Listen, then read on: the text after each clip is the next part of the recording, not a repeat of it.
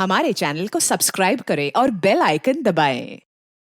Investigation के 1 point focus और खबरियों के तगड़े नेटवर्क के जरिए हिस्ट्री शीटर बब्बन कुरैशी और लखन पांडे दोनों को 24 घंटों के अंदर उनके बिलों से ढूंढ निकाला गया। बब्बन, हम तुझे ठोकर उसी जंगल में फेंक देंगे। बोल, नईम खान ने मानसी की सुपारी दी थी या नहीं? बोल। सुपारी नहीं दी थी साहब। पैसे लेते उस लड़की मानसी को ढूंढ के लाने के लिए, और हमने ढूंढा भी खूब उसे। लेकिन जब उसकी लाश की खबर मिली तो मैंने नईम खान को उसके आधे पैसे भी दे दिए थे वापस। ले लीजिए, जितना ढूंढने में खर्च हुआ है उतना ही काटा नहीं भाई। लड़की को मारा किसने कुरैशी? इस सवाल का जवाब आपके घर में है, वो बाहर ना ढूंढिए साहब। खुदा हाफिज। लखन, अगर तुम हमें फैज की खबर या उसकी लाश के बारे में नहीं बताएगा तो तू यहीं सड़ेगा। और याद रखना, यहां से निकलने के लिए तू एक एक मिनट तड़पेगा। साहब, मुझे सच में कुछ नहीं पता। साहब, वो फैज की खुदकुशी के बारे में सुनते ही रामजी भाई ने मुझे फोन किया था साहब। अरे कैसे पैसे रामजी भाई? उस फैज के बच्चे के चक्कर में सारे पैसे खर्च हो गए। लेकिन उसने तो खुदकुशी कर ली मेरी बेटी को मारने के बाद। देखो रामजी भाई, आपकी बेटी का मुझे खेद है, पर पैसे तो मैं लौटाने से रहा। रखता हूं।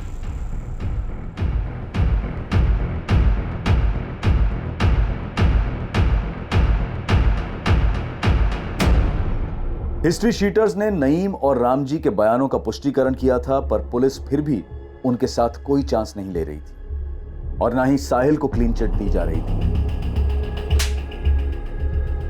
दिल्ली कौन गया था लेटर्स पोस्ट करने? मैम, मैंने कोई लेटर नहीं भेजे।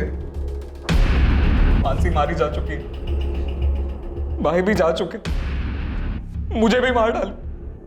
नहीं जीना है मुझे। दो परिवार अपने बच्चों को खोने से तहस नहस हो चुके थे, लेकिन दूध का धुला कोई भी नहीं था।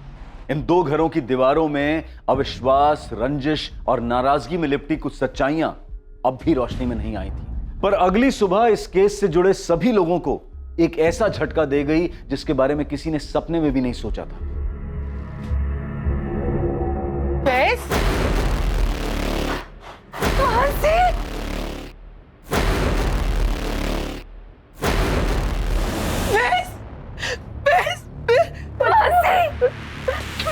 तू ठीक है ना?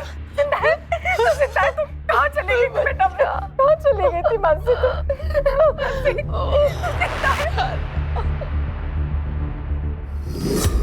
तीसरी बार भागकर हम भोपाल गए थे सर। वहाँ एक कार सर्विस सेंटर में मेरी जॉब लग गई और अब हमने कोर्ट मैरिज भी कर ली। खबरें पढ़ने का टाइम ही नहीं था और इच्छा भी नहीं। फैज खान उम्र 25, हिम्मतनगर, गुजरात से फरार है। इस पर 4 महीने की प्रेग्नेंट लड़की मानसी पटेल के कत्ल का आरोप है, जिसे वो भगा के ले गया था।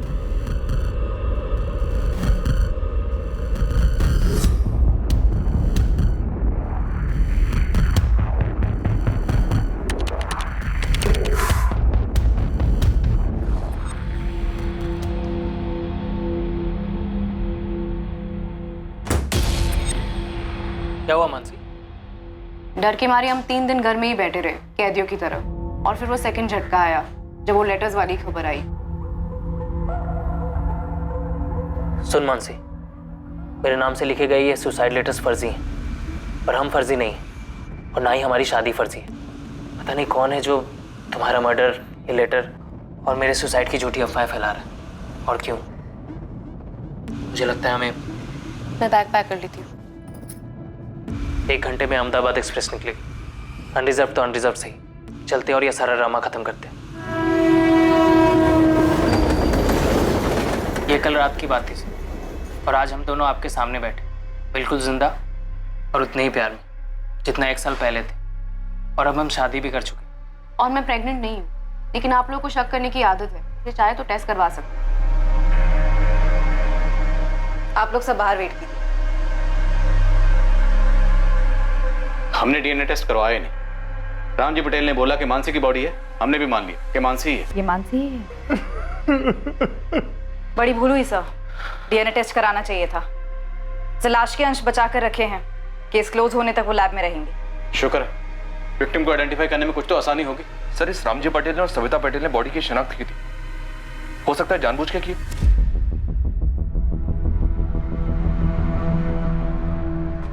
रामजी, सविता और मानसी, आप लोगों को सर ने अंदर बुलाया है।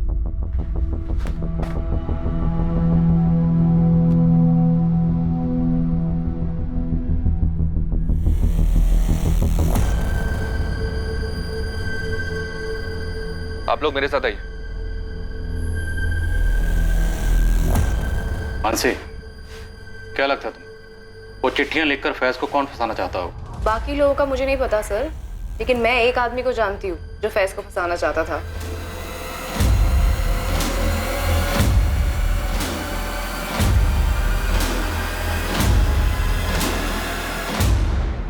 पापा मेरा फोन दो प्लीज। खा कसम कि आज के बाद तू उस कमीने लड़के से नहीं मिलेगी। ठीक है, मैं कसम खाती हूँ मैं उससे नहीं मिलूंगी। अभी आप मेरा फोन दो प्लीज। मानसी, मुझे पता है कि तू अपनी कसम पर टिकी नहीं रहेगी। परवाह नहीं, मैंने भी कसम खाई है, लेकिन मैं अपनी कसम पर बराबर टिका रहा। पूछ क्या? क्या? यही कि अगर तू फिर उस फैज के साथ भागी तो मैं उसकी जिंदगी में ऐसा झमेला करूंगा कि वो जिंदा तो रहेगा लेकिन किसी लायक नहीं रहेगा और तो खुद ब खुद घर आ जाएगी। इसलिए उसके साय से भी दूर रहना, समझी? रामजी पटेल, तुम्हारा एक दोस्त है अरविंद पारेख। हाँ है। तो जिस दिन उस औरत की लाश जंगलों में मिली, तुम्हारा ये दोस्त अरविंद पारेख उसी जंगल में देखा गया। सर, ये जंगल के बाहर का सीसीटीवी जहाँ से उस रात को ये गाड़ी गुजरी थी। कौन थी वो औरत जिसे तुमने और तुम्हारे दोस्त अरविंद पारेख ने मारकर जंगलों में फेंक दिया ताकि फैज को फंसा सको? अरविंद, मुझे निकलना होगा। ये लो, आप इसे ठिकाने लगा दो, मैं चलता हूं। ये क्या बोले जा रहे हैं? मेरी बेटी ने कुछ बोल दिया तो कहानियां बनाए जा रहे हैं। चिट्ठी अरविंद भेजता है दिल्ली से, या उसका वहां आना जाना लगा रहता है? फैज, तुम और मानसी जब से हिम्मतनगर से निकले, कहाँ कहाँ रुके, किस किस से मिले, कौन कौन से फर्जी डॉक्यूमेंट्स बनवाए, किसके जरिए बनवाए, भोपाल में घर कैसे मिला, जॉब कैसे मिला, सब कुछ एक एक करके लिखवाया। लेकिन सर, मेरी डिटेल से उस लवारिस लाश का क्या ताल्लुक? शायद ताल्लुक है, इसलिए तो इतने सवाल कर रहे हो। तो भैंस बेटा, जो साहब बोल रहे हैं वो लिख दे ना। साहब, अब हमें जाने दीजिए। अब ये तो कोर्ट तय करेगा कि आप लोग कहाँ जाओगे, घर जाओगे या जेल जाओगे। साहब, कुरैशी भी बोल चुका है कि सुपारी नहीं थी। बोलने का क्या है नईम खान, बोलने को तो फैज ने भी कहा था ना तुमसे कि वो अहमदाबाद की किसी शादी में गवाह बना था। साहिल ने हमसे बोला था कि मानसी उसकी सिर्फ क्लासमेट है। मैं भी तो बोल सकता हूँ कि कुरैशी ने उस औरत को मानसी समझ के मार डाला। तुम तीनों ने मिलकर ये साजिश रची हो। अरे बेटा, जैन साहब तो यूं ही कुछ भी बोले जा रहे हैं। वही तो नईम खान, बोलने से बात सच नहीं होती है, सच होती है सबूतों से और गवाहों से। सबूत हम कुरेद के निकाल लेंगे और गवाह जहन्नुम से ढूंढ निकालेंगे। समझ में आया? इस अरविंद पारेख को तो हम ढूंढ ही लेंगे, इसे ढूंढेंगे, इसे तोड़ेंगे और ये बोलेगा। याद रखना, अगर हमें पता चला कि ये सब कुछ तुम्हारा किया धरा है, तुम बच नहीं पाओगे। मैंने बस एक बेवकूफी की है, जो उस लखन पांडे को पैसे दिए थे फैज को ढूंढने के लिए। इसके अलावा और क्या किया मैंने? मेरी बेटी तीसरी बार घर से भागी थी, उसकी शिकायत लेकर मैं इसी पुलिस स्टेशन में आया था, लेकिन आप लोगों ने मुझे पका दिया और फिर उस लाश को मानसी की लाश बताया। किसने? आपने। मैंने बस मान लिया कि वो मानसी। सर जरा सोचिए, अगर अरविंद ने और मैंने उस औरत को मिलकर मारा फैज को फंसाने के लिए, तो क्या हमारी इस चाल में प्रांतिज के पुलिस वाले भी शामिल थे जिन्होंने उस लाश को मानसी की लाश बताया? क्या आप लोग भी शामिल थे जिन्होंने उसको मानसी बताया, ताकि मैं यहां आकर मुंडी हिला हिलाकर कहूं कि हाँ ये मानसी है, हाँ ये मानसी है? तो मैं शू बात करूं जो साहब।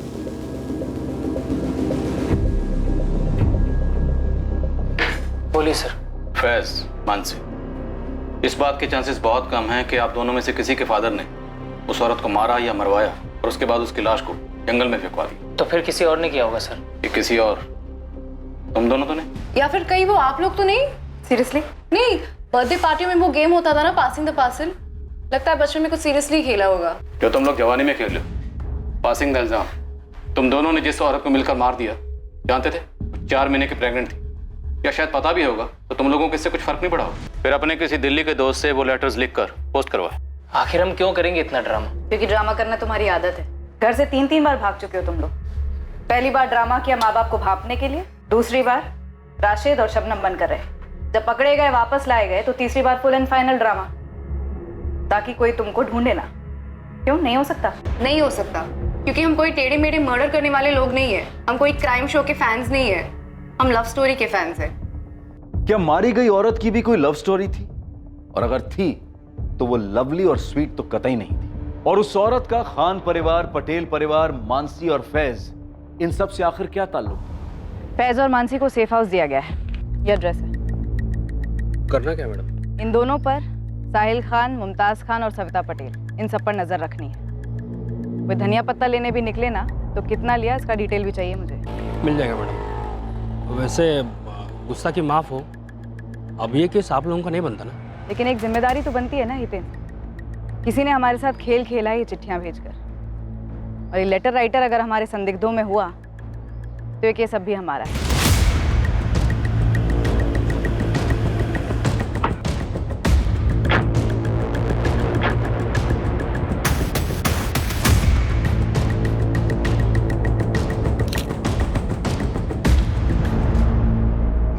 हमने इस अरविंद पारिक की हिस्ट्री निकाली, क्राइम की रात की मूवमेंट भी ट्रैक की। ये वाकई में अपनी बेटी के घर गया था, अपनी नाती के जन्मदिन पर। और सर हमने इसके और आपके सस्पेक्ट रामजी पटेल दोनों की दोस्ती को भी खंगाला, लेकिन कुछ नहीं निकला सर। और उसकी कार में से भी ऐसा कुछ नहीं मिला जो मर्डर की तरफ इशारा करे। तो रामजी पटेल के दोस्त अरविंद पारेख का उस दिन उन्हीं जंगलों के आसपास देखा जाना महज इत्तेफाक समझे? हाँ, अगर लाश मानसी की होती तो जिस लाश को तुम लोगों ने मानसी समझा, हमने मानसी समझा, मानसी के माँ बाप ने भी मानसी समझा, वो लाश किसकी थी? जब हमें वो लाश मिली तो हमारे पास 2 मिसिंग कंप्लेन थी। एक 4 महीने पहले की मानसी पटेल मिसिंग केस, जिसे आप लोगों ने करेक्ट किया पर हमें बताना जरूर नहीं समझा। और दूसरा गांधीनगर की एक शादीशुदा औरत का, रुचिका मकवाना नाम था उसका। जब हमने वो लाश मिली उसके 2 दिन पहले गांधीनगर में उस लड़की की मिसिंग कंप्लेंट फाइल हुई।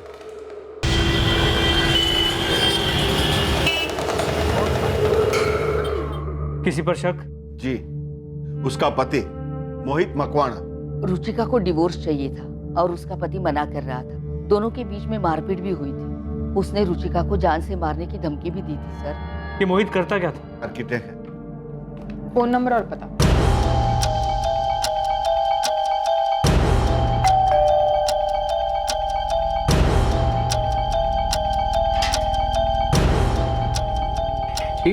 मोहित मकवाना, रुचिका मकवाना आपकी बीवी है? हाँ है। क्या हुआ रुचिका को? ये तो मुझे पूछना चाहिए। क्या किया रुचिका के साथ? अरे मैंने कुछ नहीं किया, सारा दिन साइट पर था, थक कर सोया था। रात के 1:15 बजे आपकी बीवी घर से गायब है और आप आराम से सो रहे थे। उस दिन से मोहित मकवाना कजौली गांधीनगर की कस्टडी में है। तो लाश की डिटेल सबसे पहले तुम लोगों ने गांधीनगर पुलिस स्टेशन भेजी? जी हाँ, पर वहाँ से नेगेटिव जवाब आया। क्यों? पोस्टमार्टम रिपोर्ट के मुताबिक मौत गला घुटने की वजह से हुई और उसके बाद बॉडी को जलाया गया। औरत 4 महीने पेट से थी।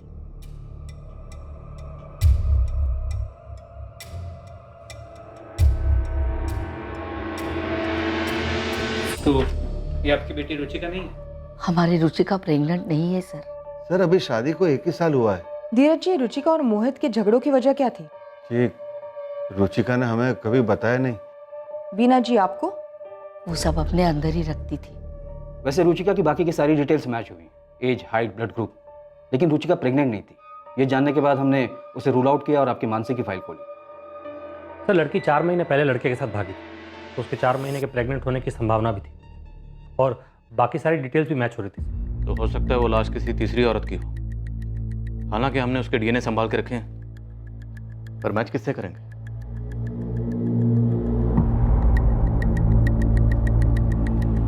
हो सकता है सर लाश को किसी और जगह से लाया गया और उसे जलाकर प्रांतिश में फेंक दिया हो। गरीब औरत होगी, आगे पीछे कोई नहीं। हमारे संदिग्धों में से किसी ने मारा हमें गुमराह करने के लिए।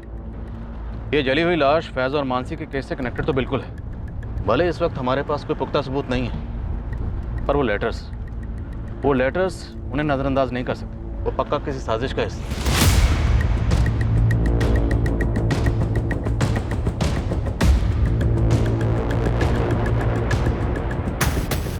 नितिन भाई। जी भाई, राजू भी साथ में ही है। हाँ बोल बल्लू, क्या खबर? गर्मा गर्म चाय। टेल्स, कहाँ जा रहे हो तुम? वो चेतन से बात हुई थी, उससे कहा था घर आ जाऊंगा, बस वहीं जा रहा था। देखो क्या हाल है अभी, लेकिन चाय तो पीते जाना। हाँ रख दो, वापस आता हो तो गर्म करके पी लूंगा।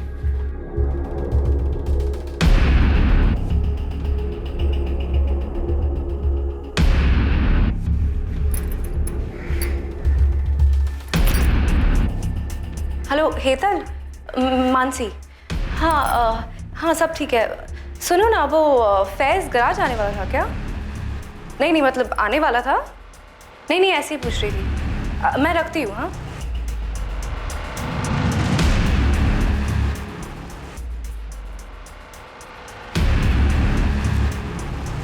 और 4 महीने प्रेग्नेंट थी, तो किसी ना किसी गायनेकोलॉजिस्ट के यहाँ तो रजिस्टर्ड रही होगी। हाँ सर, गरीब से गरीब औरत होगी तो भी किसी सरकारी अस्पताल में रजिस्टर्ड तो होगी ही। यहीं से शुरू करो। हमारे गुजरात के जितने भी सरकारी हॉस्पिटल हैं सब जगह खंगालो, पता करो कि 3 जून को गायब हुई वो 4 महीने की प्रेग्नेंट औरत कौन थी। बाकी पैरामीटर्स हैं हमारे पास मैच करने के लिए। जी सर, पूरे स्टेट में सैकड़ों सरकारी अस्पताल हैं जहाँ लाखों यंग औरतें 4 महीने प्रेग्नेंट रही होंगी। तो माना का दायरा काफ़ी फैला हुआ है, लेकिन करना तो पड़ेगा ना। सरकारी हॉस्पिटल के साथ साथ जितने भी प्राइवेट हॉस्पिटल हैं और क्लिनिक्स हैं सब जगह खंगालो, सब जगह पता करो। जी सर, हितेन का फोन था। उसके खबरी बल्लू और राजू रामजी पटेल और नईम खान को फॉलो कर रहे थे। रामजी पटेल और नईम खान के बीच में एक मीटिंग हुई।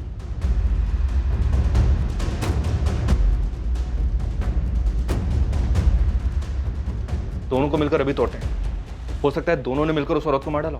तोड़ेंगे परेश, पर अभी नहीं। अब नहीं। हितेन और उसके खबरियों से कहो कि नजर बनाए रखें, पता करें कौन कौन किस किस से मिलता है। ठीक है सर।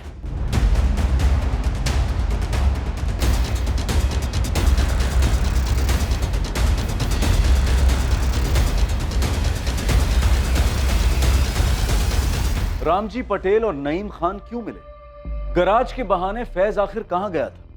इन सभी सवालों के जवाब बहुत जल्द सामने आने वाले हैं। और दूसरी तरफ मैटरनिटी क्लिनिक्स के विशाल समंदर को खंगालने के बाद पुलिस के हाथ एक चौंकाने वाली सच्चाई लगने वाली थी जो इस केस को सर के बल उलट कर रख दिया।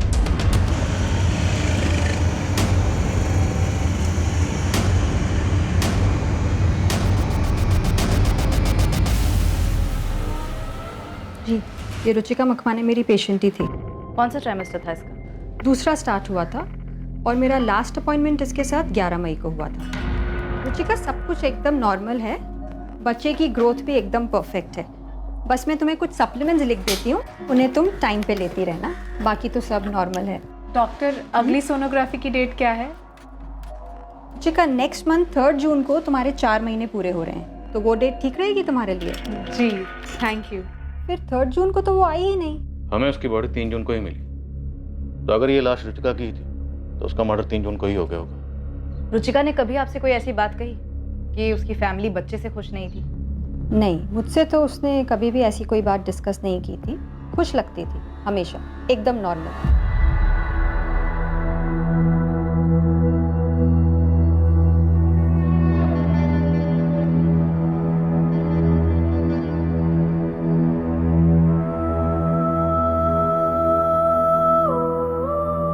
धीरज जी, हमने लाश के अंश संभाल के रखे।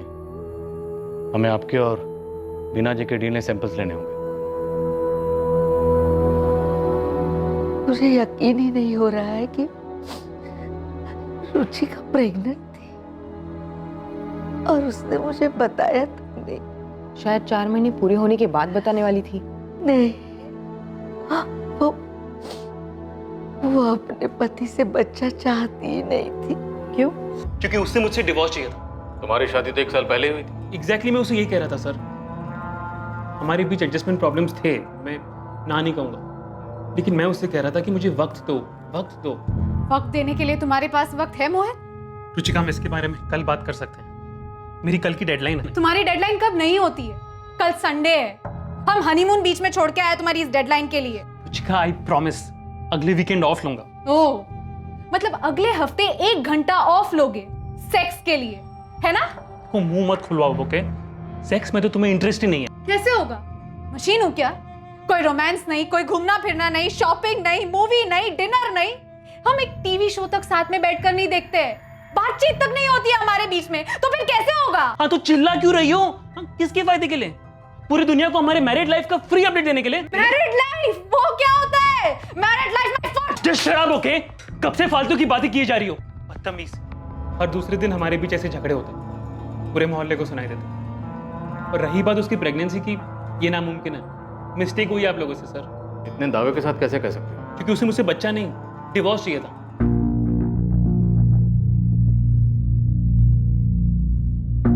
रुचिका, मुझे तुमसे कुछ कहना है। मुझे भी। रुचिका देखो, मैं सोच रहा था कि हमारे बीच इतना टेंशन है, अगर हम बच्चा करें तो शायद चीजें बेहतर हों। हाँ मोहित, मैं तुमसे कहने वाली थी मुझे डिवोर्स चाहिए। मैं अब और ऐसे नहीं रह सकती। ऐसे नहीं रह सकती मतलब? हाँ? मैं कि तुम्हें टॉर्चर करता हूँ जो तुम ये ड्रामा कर रही हो? तुम्हें पूरी जिंदगी ना यही रहना होगा मेरे साथ, इसी रिश्ते में। जिंदगी भर।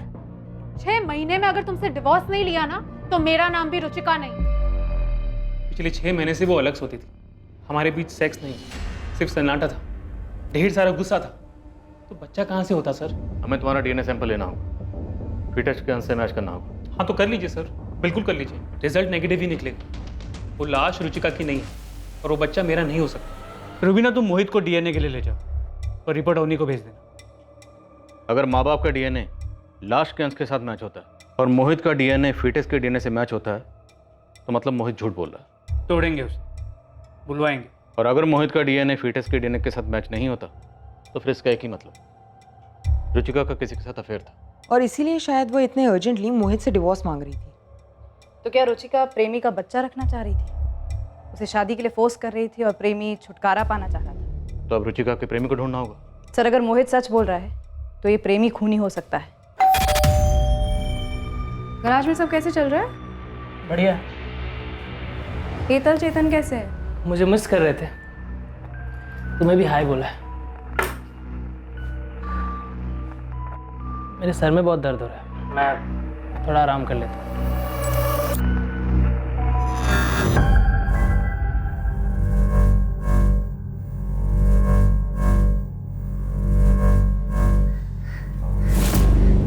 फोन पे फोन किए जा रही थी मैं। कहाँ गए थे आप? दुकान पर भी नहीं थे। एक जरूरी काम था। नहीं, कुछ छुपा रहे हैं आप? आपने मुझे बताया नहीं कि आपने मानसी को धमकी दी थी कि आप फैज को फंसाएंगे।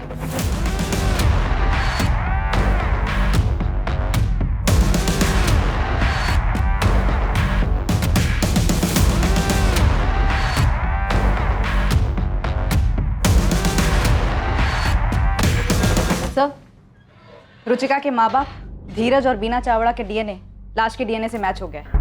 रुचिका मकवाना की ही लाश है। मोहित का डीएनए? फीटस से उसका डीएनए मैच नहीं हुआ। क्या? तो मतलब रुचिका के पेट में जो बच्चा था वो उसके पति मोहित से नहीं था? शायद रुचिका का जिसके साथ अफेयर था और जो उस बच्चे का बाप था उसने रुचिका को मार दिया है। रुचिका के कॉल रिकॉर्ड से कुछ मिला? All clear. हमारे स्टार खबरी हितेन और उसकी टीम को कहो मुझे आके मिले, मैं बात करूंगा। तुम कहीं जा रहे हो? तो राज, क्यों? ऐसे।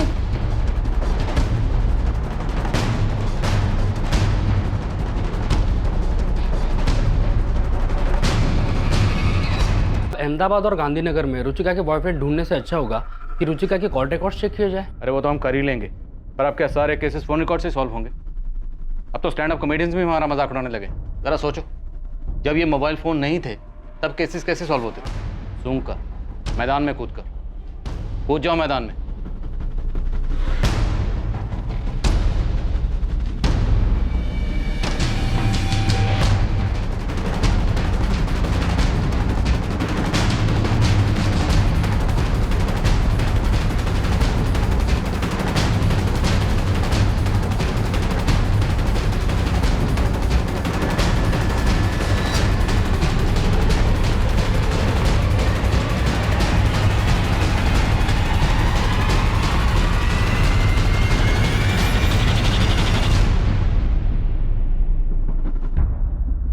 खबरी हितेन और उसकी टीम मैदान में उतरी, पर मैदान पूरी तरह से खाली मिला।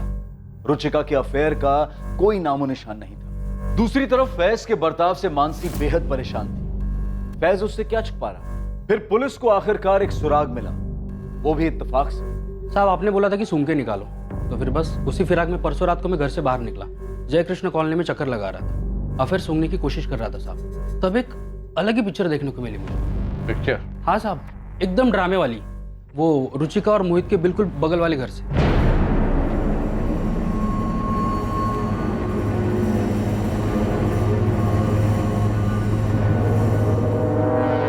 से रुचिका के मर्डर की खबर आई है तुमने तो अपना डिवोर्स का जाप ही करना बंद कर दिया। क्या हुआ, डर गए डिवोर्स मांगने वालों का हाल देखकर? देखो शगुन, मैंने तुमसे इस बारे में कोई बात नहीं करनी है। तुम ये बताओ कि डाइवोर्स कब दे रही हो तुम मुझे?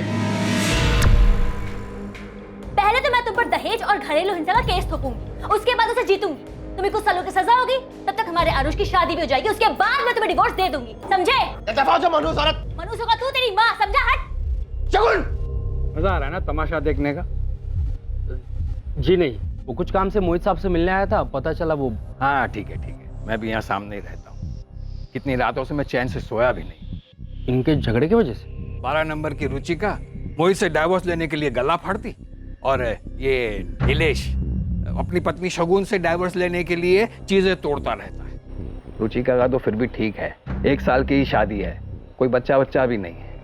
लेकिन ये नीलेश, उसका तो 7 साल का बच्चा है, फिर भी डाइवोर्स क्यों भाई? और अब तो रुचिका का मर्डर भी हो गया। साहब मुझे तो बस बू आ रही है। वो रुचिका के कॉल रिकॉर्ड से कुछ मिला नहीं, मैडम ने बताया मुझे। लेकिन हो सकता है कि रुचिका को कभी कॉल करने की जरूरत ही ना पड़ी हो। ये भी हो सकता है कि रुचिका का वो आशिक उसके बगल वाले घर में रहता हो, नीलेश बारोट। इस अफेयर का कोई सबूत है? साहब बिना सबूत का तो मैं खड़ा ही नहीं हो पाता।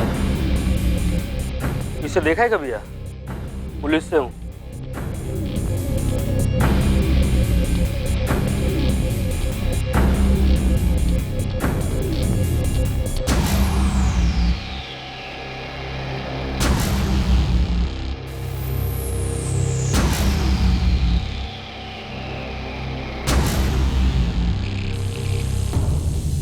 ये नीलेश का फोटो और ये नीलेश का नंबर। सब कॉल रिकॉर्ड भले ही साफ हो, लेकिन लोकेशन रिपोर्ट से बहुत कुछ हाथ आ सकता है।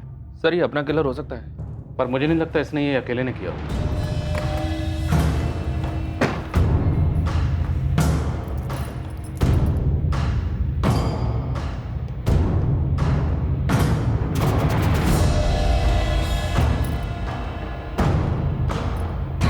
हेलो चेतन, फैज आया था क्या गराज? नहीं, ऐसे ही पूछ रही थी, वो उसका फ़ोन नहीं लग रहा था। मैं बाद में बात करती हूँ।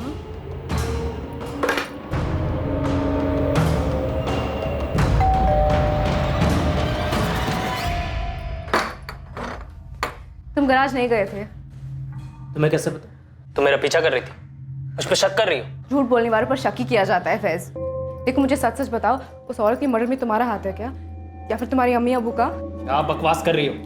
अगर यही बात मैं तुमसे कहूँ तो कि उस औरत के मर्डर में तुम्हारा और तुम्हारे मम्मी पापा का हाथ है? फैज झूठ तुम बोल रहे हो, तुम मुझसे कुछ छुपा रहे हो। अगर तुम अभी के अभी मुझे सच सच नहीं बताया ना तो मैं पुलिस के पास जा रही हूँ, मैं बता रही हूँ तुम्हें। मैं जहाँ जाना है जाऊँ।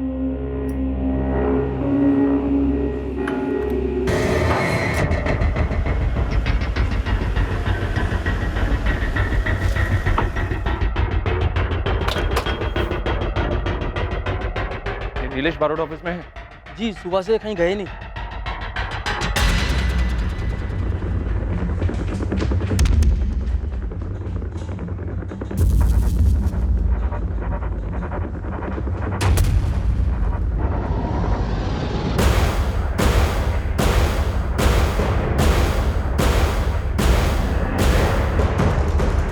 मानसी, मानसी, मानसी, सच में पुलिस के पास तो नहीं चली गई?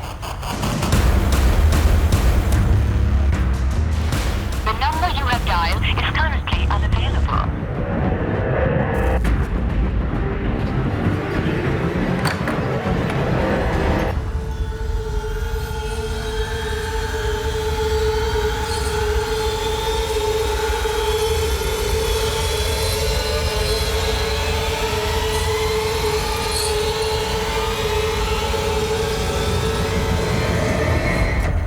देखिए, आप लोग मुझ पर इस तरह से झूठा इल्जाम नहीं लगा सकते। एक तो आप ये केस सॉल्व कर नहीं पा रहे हैं और ऊपर से मुझे बली का बकरा बना रहे हैं। आपके किसी भी सवाल का कोई जवाब नहीं दूंगा मैं। मुझसे आपको कुछ नहीं मिलने वाला। हमारे इस लॉकअप में अक्सर मुजरिम उगलते हैं और हम सुनते हैं। आज कुछ अलग करते हैं। आज हम बोलेंगे और तू सुनेगा। तुम और रुचिका पड़ोसी थी, पड़ोसी से फिर दोस्त बने, दोस्त से फिर प्रेमी और प्रेमिका, और फिर तुम दोनों में अफेयर शुरू। ज्यादा वक्त नहीं लगा होगा करीब आने में, सब ठीक चल रहा था, पर फिर रुचिका प्रेग्नेंट हो गई। शादी करना चाहती होगी तुमसे, पर तुम्हारी बीवी तुम्हारे ऊपर केस करने की बात कर रही थी। तुम दोनों तरफ से फंस चुके थे और वक्त निकला जा रहा था। नीलेश, आज 4 महीने पूरे हुए हैं। कल सोनोग्राफी है 6 बजे। मैं मोहित को सब कुछ सच सच बता देना चाहती हूँ। लेकिन रुचिका, उससे शगुन को भी तो सब कुछ पता चल जाएगा ना। उसने खुलेआम धमकी दी है, बोलती है केस ठोक दूंगी। और नीलेश, मैं अब और इंतजार करना नहीं चाहती। मैं सबको जल्द से जल्द बता देना चाहती हूँ कि मैं माँ बनने वाली हूँ, तुम्हारे बच्चे की, तुम्हारे साथ रहना चाहती हूँ। और वैसे भी कुछ दिनों में लोगों को दिखने ही लगेगा कि मैं प्रेग्नेंट हूँ। प्राणतीज में कुल मंदिर है, वहां चल करके शादी कर लेंगे कल। लेकिन तुम्हारी बीवी, वो केस? अरे वो सब छोड़ो ना, एक बार हम लोग शादी कर लेंगे तो मोहित और शगुन को सब कुछ सच सच बता देंगे। अरे बोल देंगे प्यार करते हैं यार। You happy now? तुम इस दबाव से तंग आ चुके थे, इस रिश्ते की मुसीबत से छुटकारा चाहते थे।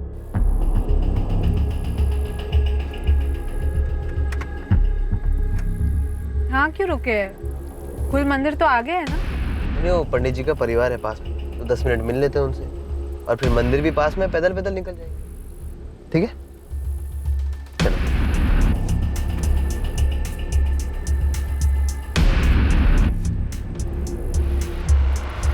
बोल, कौन था तुम्हारा साथीदार? बोल। अबे बोल दे, नहीं तो चमड़ी उधेड़ देंगे तेरी। समझ में आया? और तुम्हें लगता है कि फैज का कोई हाथ हो सकता है इसमें? वो मुझसे झूठ क्यों बोल रहा है? मुझसे कुछ छुपा क्यों रहा है? और कौन शामिल था तुम्हारे इस प्लान में? ये काम तुम्हारे अकेले का तो नहीं लगता। तुमने और तुम्हारे साथी ने पहले रुचिका का कत्ल किया और फिर उसकी बॉडी को ठिकाने लगा।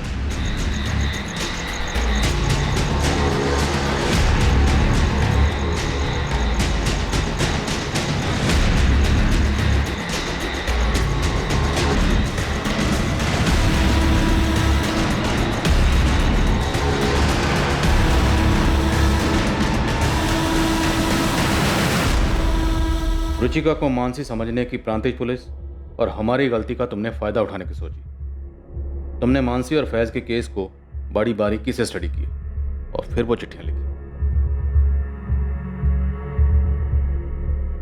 कोई साथीदार था या ये सब अकेले ने किया? आपके पास मेरे खिलाफ एक भी सबूत नहीं है, एक भी। तुमने फैज की किसी और से बात होते हुए सुनी? कोई मिलने आया था उससे? ये भैया बस यहीं रोक दीजिए।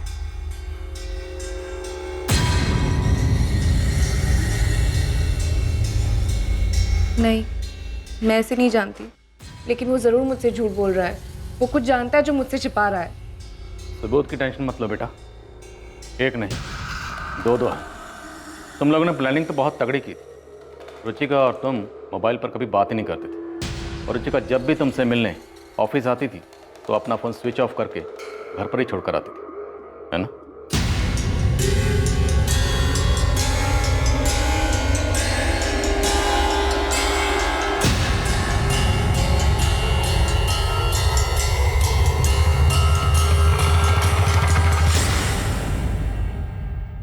पर 3 जून को तुमसे गलती हो गई।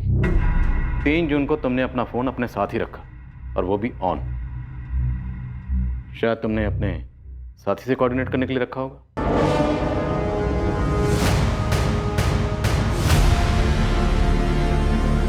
ये देख, इन फोन लोकेशन के हिसाब से मर्डर वाली रात तेरे फोन की लोकेशन ठीक उसी जगह थी जहां पर रुचिका की लाश मिली। हमने रुचिका के पेट के फीटस का डीएनए संभाल के रखा है। वो सैंपल अब तुम्हारे डीएनए से मैच होगा। तू भी जानता है रिजल्ट क्या आएगा? रिजल्ट आएगा पॉजिटिव। क्यों? क्योंकि वो तेरा बच्चा है। नीलेश बरोट, अपनी जिम्मेदारी से छुटकारा पाने के लिए तुमने बेरहमी की नई मिसाइल काम कर दी और साथ ही 2 परेशान परिवारों को जहन्नम के दर्शन करवा दिए। इतना ही नहीं, फैज के नाम का झूठा सुसाइड नोट लिखकर फॉल्स एविडेंस प्लांट करके हमें गुमराह करने की कोशिश की। बहुत घुमा लिया तुमने। अब बोल, वरना अच्छे खासे लोगों को गायब करके उनकी लाशों को ठिकाने लगाना हमें भी आता है। बोल, मेरा साथीदार कौन था?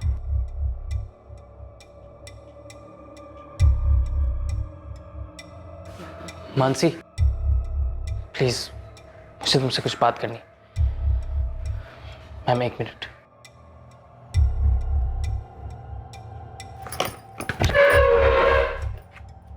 बोल, कौन था जोड़ीदार? बोल बोल बोल बोल बोल बोल बोल, कौन था जोड़ीदार? बोल। मानसी, मैंने तुमसे झूठ कहा था। मैं गराज नहीं गया था। बताता हूँ। बोल। बताता हूँ। मेरा भाई कुंदन, और वो लेटर भी उसने पोस्ट किए थे।